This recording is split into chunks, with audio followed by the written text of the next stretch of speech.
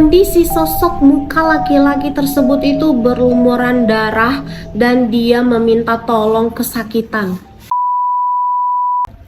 Hai, assalamualaikum warahmatullahi wabarakatuh. Terima kasih udah mampir di channel YouTube ini. Nah, kali ini aku akan kembali membawakan kisah horor untuk kalian semua. Tetapi sebelum kita mulai, seperti biasa, jangan lupa ya guys untuk klik tombol subscribe, like, dan komennya. Dan jangan lupa juga untuk klik tombol loncengnya agar kalian tidak ketinggalan saat aku upload video yang baru. Kisah horor kali ini menceritakan tentang sebuah mobil yang dijadikan suatu media untuk pesugihan. Penasaran bagaimana ceritanya?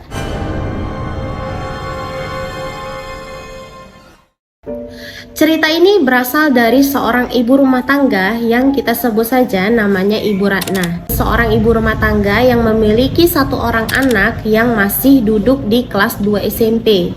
Dan suaminya Ibu Ratna ini bekerja di salah satu perusahaan besar di daerah Probolinggo. Pada suatu hari saat bersantai keluarga, tiba-tiba suaminya Ibu Ratna ini berinisiatif ingin mengganti mobil mereka dengan mobil yang lebih besar. Mereka ini berencana membeli mobilnya itu tidak baru, jadi mau membeli mobil yang second. Dahlah dicarilah mobil-mobil info-info membeli mobil second oleh suaminya Ibu Ratna. Dan ketemulah suami Ibu Ratna ini dengan seseorang yang kita sebut saja namanya Pak Dadang. Pak Dadang ini menjual mobilnya karena dia ini sudah memiliki 3 mobil. Jadi yang satu ini tidak terpakai, dijuallah kepada keluarganya Ibu Ratna. Setelah dicek-cek semuanya, akhirnya keluarga Bu Ratna ini setuju dan dilah transaksi mereka. Nah, mobil ini akan digunakan untuk suaminya Ibu Ratna pergi kerja dan digunakan misalnya mereka ini mau jalan-jalan untuk kegiatan sehari-hari lah gitu. Tetapi di sini Ibu Ratna ini merasakan ada yang janggal di mobil tersebut. Karena setiap masuk ke mobil tersebut, Ibu Ratna ini selalu menyium bau amis di dalam mobil itu. Nah, karena merasa kok bau amis gitu ya kan, jadi Bu Ratna ini mengatakanlah kepada suaminya. Cuman mereka ini berpikiran positif. Mereka berpikir mungkin karena mobil ini jarang dipakai, makanya adalah timbul bau amis gitu. Dan mereka ini berpikir bahwa oh ya udah nanti kita dosemir aja mobil ini agar baunya tersebut itu hilang. Pas suatu hari suaminya Ibu Ratna ini dapatlah tugas pergi ke luar kota. Otomatis mobilnya ini hanya disimpan di dalam garasi saja karena Bu Ratna ini tidak bisa bawa mobil. Ya dibiarkannya aja lah di garasi itu. Hingga pada suatu malam saat suaminya Ibu Ratna ini sedang bekerja di luar kota, Ibu Ratna tiba-tiba mendengar ada suara laki-laki yang sedang batuk dan suaranya itu serak-serak gitu dari dalam garasi mobil mereka. Dengan rasa yang sangat takut, Bu Ratna ini cobalah mengintip ke arah garasi. Dan dia tidak menemukan ada satu orang pun di dalam garasi tersebut. Tidak hanya di garasi, Bu Ratna ini juga mengecek semua pintu garasi, pintu pagar. Dan Ibu Ratna melihat kondisinya pintu pagar dan pintu garasi itu sedang terkunci. Dengan coba mengabaikan hal tersebut, Ibu Ratna ini masuklah lagi ke rumah. Pas mau ke kamar mandi, tiba-tiba Bu Ratna ini melihat ada satu sosok laki-laki yang kondisi tubuhnya itu sangat mirip dengan suaminya Ibu Ratna. Tetapi sosok laki-laki ini membelakangi Ibu Ratna. Saking terkejutnya, Ibu Ratna ini langsung teriak sambil mengatakan, "Siapa kamu?" Mendengar teriakan Bu Ratna, sosok laki-laki tersebut membalikan badannya. Di situ betapa terkejutnya Ibu Ratna melihat kondisi sosok muka laki-laki tersebut itu berlumuran darah dan dia meminta tolong kesakitan. Melihat hal itu, Bu Ratna ini langsung menjerit minta tolong. Bu Ratna ini langsung menjerit-jerit di dalam rumahnya sampai anak Bu Ratna ini bangun dan dia langsung menghampiri Ibu Ratna. "Mama, kenapa?" Di situ Bu Ratna sudah tidak bisa bicara apapun, Bu Ratna hanya bisa terdiam. Melihat kondisi ibunya seperti itu, si anak kan jadi takut ya kan. Tiba-tiba ada suara pagar, ada seseorang yang mengetok pagar rumah mereka. Dengan rasa takut diintiplah oleh anaknya Ibu Ratna. Ternyata itu adalah tetangganya Ibu Ratna karena mereka itu mendengar suara teriakan Ibu Ratna. Karena penasaran datanglah mereka ke rumah Ibu Ratna. Dibukalah pintu oleh anaknya Ibu Ratna ini, masuklah mereka.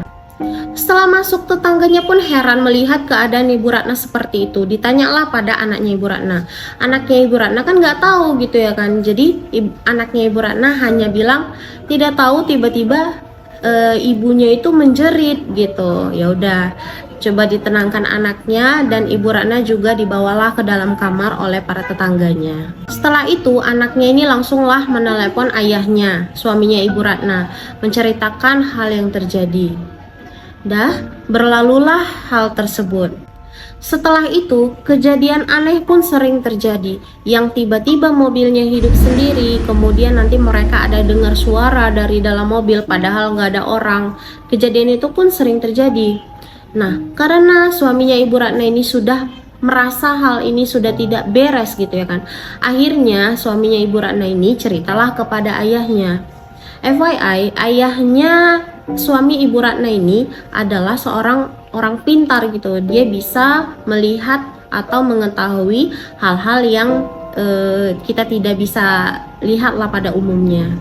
Singkat cerita, karena mendengar cerita dari anaknya, ayah dan ibunya suami Ibu Ratna datanglah ke rumah Ibu Ratna untuk melihat cucu dan melihat keadaan Ibu Ratna yang kemarin baru melihat sosok yang menyeramkan gitu.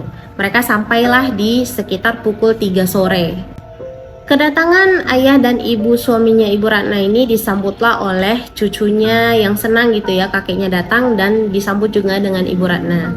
Sampainya ditanyalah kepada Ibu Ratna, suamimu belum pulang ya? Pulang kerja jam berapa? Dibilanglah sama Ibu Ratna, pulang kerjanya jam 5 ya, gitu ya kan. Sambil santai ditunggulah. Dan tidak terasa, akhirnya suami Ibu Ratna ini pun pulanglah dari bekerja. Kemudian suami Ibu Ratna ini memarkirkanlah mobilnya di depan rumah dan langsung masuklah ke rumah. Ayahnya suami Ibu Ratna ini langsunglah duduk di teras sambil melihat mobilnya yang baru mereka beli. Dilihatnya, diperhatikan sekelilingnya. Dan setelah itu ayahnya suami Ibu Ratna ini langsung memanggil suaminya Ibu Ratna. Ayahnya suami Ibu Ratna ini mengatakan seperti ini. Berapa kau beli mobil ini? Kalau mobil ini harganya murah tapi keluargamu akan menjadi korban, untuk apa? Udah jual aja mobil ini daripada keluarga kalian menjadi korban, kata ayahnya suaminya Ibu Ratna. Mendengar hal itu, bingunglah suaminya Ibu Ratna nih ya kan. Nah, sambil duduk mereka di teras, ayahnya cerita lagi. Kamu beli mobil ini gak tahu ya asal usulnya. Makin penasaran lah suaminya Ibu Ratna ini, ditanya lagi, emang kenapa ya? Mobil ini kau beli dari dukun mana? Mendengar hal itu, suaminya Ibu Ratna ini kan kaget lah ya kan. Padahal mereka ini belum cerita ke ayahnya suaminya Ibu Ratna ini bahwa mereka membeli mobil ini dari seorang dukun. Ceritalah ayah suami Ibu Ratna ini bahwa mobil yang mereka beli ini sering digunakan untuk membunuh orang oleh si dukun ini. Jadi dia membunuh orang di dalam mobil itu tujuannya untuk mengasah ilmunya dan mendapatkan kejayaan. Jadi di dalam mobil itu sangat banyak arwah dari laki-laki maupun perempuan. Mendengar hal itu, suaminya ini makin heran lah ya kan, tetapi masuk di akal karena mereka kan masuk mobil ini merasa bau amisnya nggak hilang-hilang. Suaminya Ibu Ratna ini nanya lagi ya kan ke ayahnya, motif dukun ini tuh untuk apa gitu. Yang jelas kata ayahnya bahwa mobilnya ini meminta tumbal untuk yaitu mengasah ilmu dan untuk mendapatkan kejayaan si dukun agar dia makin terkenal. Langsung ayahnya itu bilang, udah langsung balikan aja mobil ini, minta uang kalian kembali. Singkat cerita, pergilah suaminya Ibu Ratna ini untuk mengembalikan mobilnya ini ke si dukun itu. Tetapi si dukun penjual itu tidak mau menerima mobilnya lagi. Karena bersikeras, Si dukun ini tidak mau menerima mobilnya lagi dan tidak mau mengembalikan uangnya keluarga Ibu Ratna. Akhirnya keluarga Ibu Ratna ini mengambil jalur hukum, melaporkannya lah ke pihak berwajib. Dan akhirnya dukun itu pun ditangkap oleh pihak berwajib setelah 2 minggu pelaporan. Tapi yang sangat disayangkan, uangnya keluarga Ibu Ratna ini tidak bisa kembali lagi. Karena ya mau minta sama siapa lagi ya kan guys, orangnya pun udah ditangkap polisi. Tapi ya alhamdulillahnya mobilnya ini sudah tidak ada lagi sama mereka, dan mereka ini tidak diganggu oleh makhluk-makhluk halus lagi. Dan saat ini keluarganya Ibu Ratna ini sudah membeli mobil baru. Walaupun mobilnya saat ini pembeliannya itu secara cicilan, tetapi mereka itu tenang, tidak ada kaitannya dengan hal-hal yang membahayakan lagi. Karena kan memang bahaya ya kan kalau seandainya mempunyai mobil yang minta tumbal. Nah itu dia guys cerita dari Ibu Ratna tentang mobil yang menjadi media pesugihan. Aku juga baru dengar ada mobil yang dijadikan media untuk meminta tumbal seperti ini ya guys. Makanya kita kalau mau membeli apa-apa, apalagi yang bekas ya kan, dicek dulu. Kalau seandainya kayak mobil atau rumah kan kita harus cek tuh latar belakangnya seperti apa, karena kan itu kan bakalan dipakai lama gitu ya kan guys. Nah guys, sampai di sini dulu ceritanya. Kalau kalian suka dengan cerita ini, boleh di komen di bawah ini ya guys. Atau ada yang mau ditambahkan, boleh di komen juga di bawah ini. Untuk kalian yang mau kirim cerita atau sharing ke kita, boleh email ke email yang akan dicantumkan di deskripsi di bawah ini ya guys. Terima kasih atas waktunya yang sudah menonton, and see you the next video.